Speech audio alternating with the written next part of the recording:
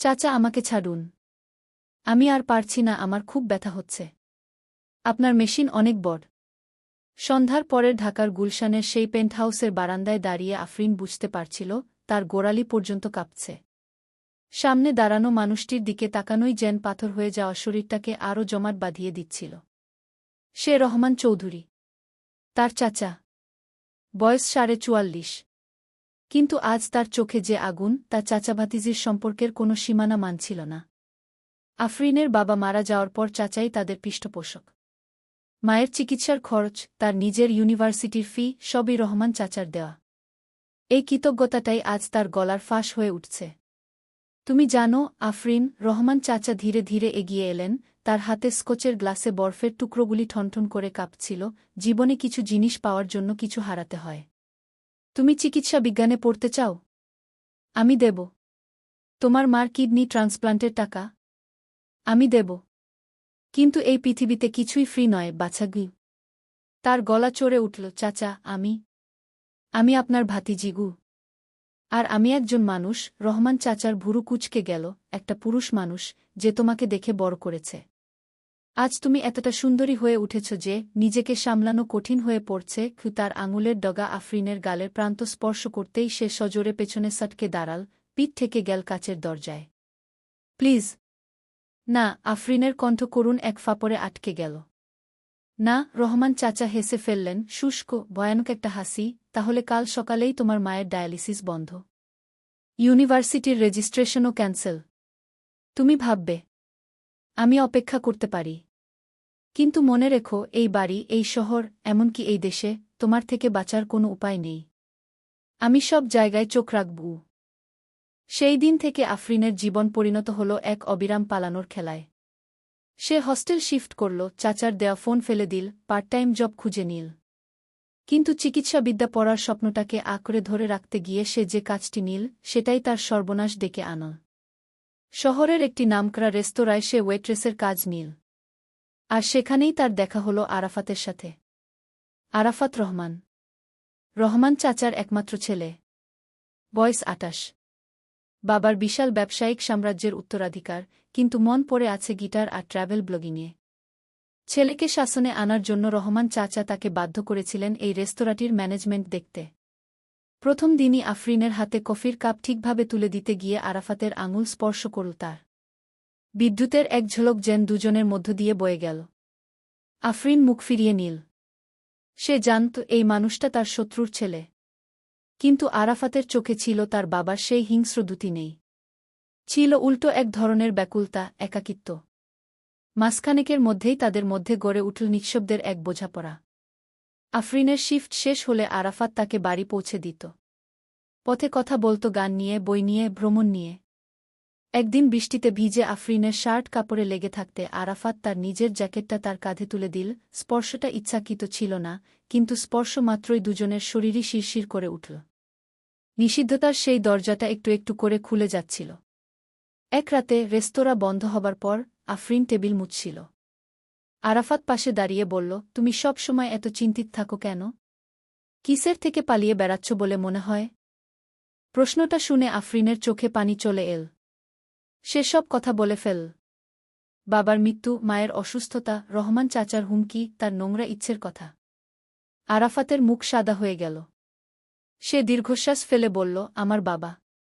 আমি জানতাম তিনি নিষ্ঠুর, কিন্তু এতটা নয় গু। তারপর সে আফরিনের হাত দুটি নিজের হাতে নিয়ে বলল, ভয় পেজো না। আমি আছি গু। ওই স্পর্শ, ওই প্রতিশ্রুতি, এগুলোই আফরিনের জন্য মোহিনী নেশায় পরিণত হল।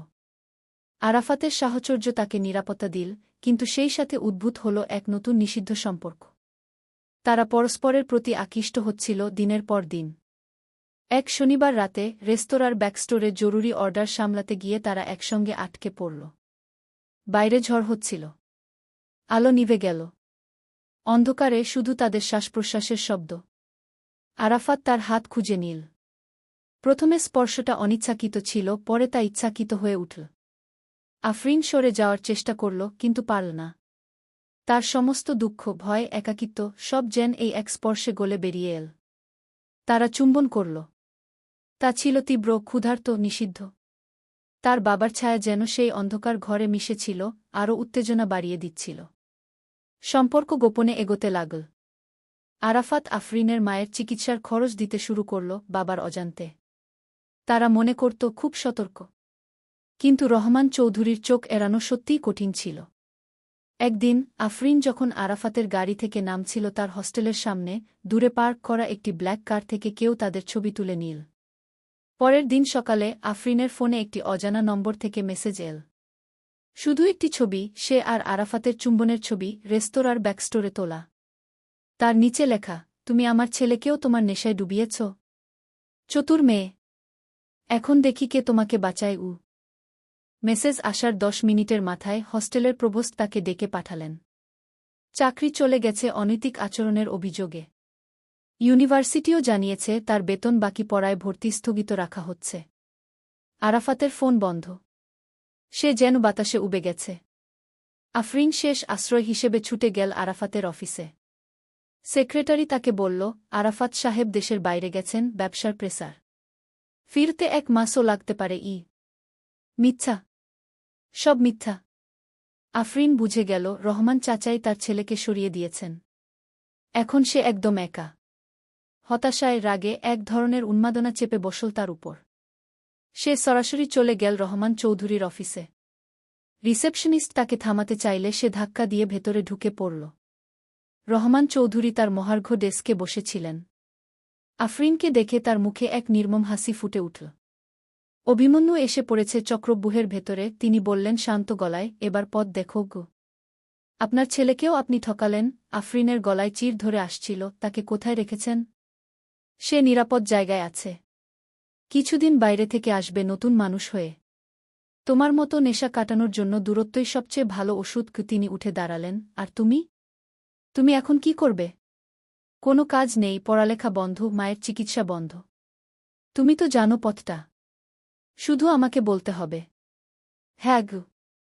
তিনি এগিয়ে এলেন। আফরিন পিছিয়ে গেল। পিঠ থেকে গেল দেয়ালে। পালানোর কোনো রাস্তা নেই। রহমান চৌধুরীর হাত বাড়াল তার দিকে। সেই স্পর্শের আগে আফরিনের মাথায় বিদ্যুতের মতো খেলে গেল একটাই কথা, সে হার মানবে না। কখনোই না। ঠিক সেই মুহূর্তে অফিসের দরজা ধাক্কা লাগার শব্দে ভেঙে পড়ল। দরজায় দাঁড়িয়ে ছিল আরাফাত। তার চোখ লাল, পোশাক অপরিচ্ছন্ন, কিন্তু চোখে দিতা। সে দৃশ্য দেখে রহমান চৌধুরী থমকে দাঁড়ালেন। বাবা থামো। আরাফাতের গলায় পরিষ্কার নির্দেশ, আমি সব জানি। তোমার লোকেরা আমাকে কাল সিঙ্গাপুর প্লেনে তুলে দিয়েছিল। আমি নেমে গিয়েছি। ফিরে এসেছি গু। তুই কি বলতে চাস? রহমান চৌধুরীর গলায় রাগ। আমি বলতে চাই, তোমার সেই ছবি, হুমকি, চাপ, এসবের একটা কপি আমার কাছে আছে। আর আছে আমাদের একজন পারিবারিক বন্ধুল অ্যাডভোকেট সালমান ভাইয়ের কাছে। তুমি আফরিনের দিকে আর 1 ইঞ্চি এগিয়ে গেলে সবকিছু পুলিশ আর মিডিয়ায় চলে যাবে। তোমার সম্মান, ব্যবসা, সব। কক্ষে নিস্তব্ধতা নেমে এল। রহমান চৌধুরীর মুখ বিকৃত হয়ে উঠল। তিনি তার ছেলের দিকে তাকিয়ে রইলেন, যে আজ প্রথমবারের মতো তার বিরুদ্ধে দাঁড়িয়েছে। আরাফাত এগিয়ে গিয়ে আফরিনের হাত ধরে বলল, চলো এখান থেকে বের হয়ে যাই। তারা অফিস থেকে বের হয়ে এল। লিফটে নেমে আসতে আসতে আফরিনের গা কাঁপছিল।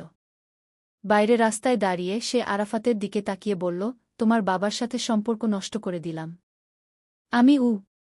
তুমি কিছু নষ্ট করনি। আরাফাত তাকে থামিয়ে দিল, ওটা অনেক আগেই নষ্ট হয়ে গিয়েছিল। আজ শুধু প্রকাশ পেল। আফরিন জানে যুদ্ধ এখনও শেষ হয়নি। রহমান চৌধুরী এমন মানুষ নন যে সহজে হার মানবেন। কিন্তু আজ এই প্রথম সে নিঃশ্বাস নিতে পারছে। আরাফাতের হাতটি তার হাতের মুঠোয় শক্তভাবে আছে। নিষিদ্ধ প্রেমের এই যাত্রাপথ ভয়ঙ্কর, কিন্তু সে একা নয়। আফরিন মুখ বাড়াল আরাফাতের দিকে। তাদের ঠোঁট মিলে যাওয়ার আগ মুহূর্তে সে নিজেকে প্রশ্ন করে, এই সংগ্রামে জেতা কি সম্ভব? নাকি এই নেশা তাদের শেষ পর্যন্ত ধ্বংসের দিকেই টেনে নিয়ে যাবে? শ্রোতাদের জন্য প্রশ্ন, আপনি কি মনে করেন আফরিন ও আরাফাতের এই নিষিদ্ধ প্রেমের পরিণতি কি হবে? রহমান চৌধুরী তাদের ছেড়ে দেবেন, নাকি আরও ভয়ঙ্কর কিছু করার পরিকল্পনা করছেন? মন্তব্যে আপনার মত দিন। প্লেলিস্টে এরকম আরও রোমাঞ্চকর গল্প শুনতে চ্যানেলটি সাবস্ক্রাইব করে বেল আইকনটি বাজিয়ে রাখুন, যাতে পরের গল্প মিস না করেন।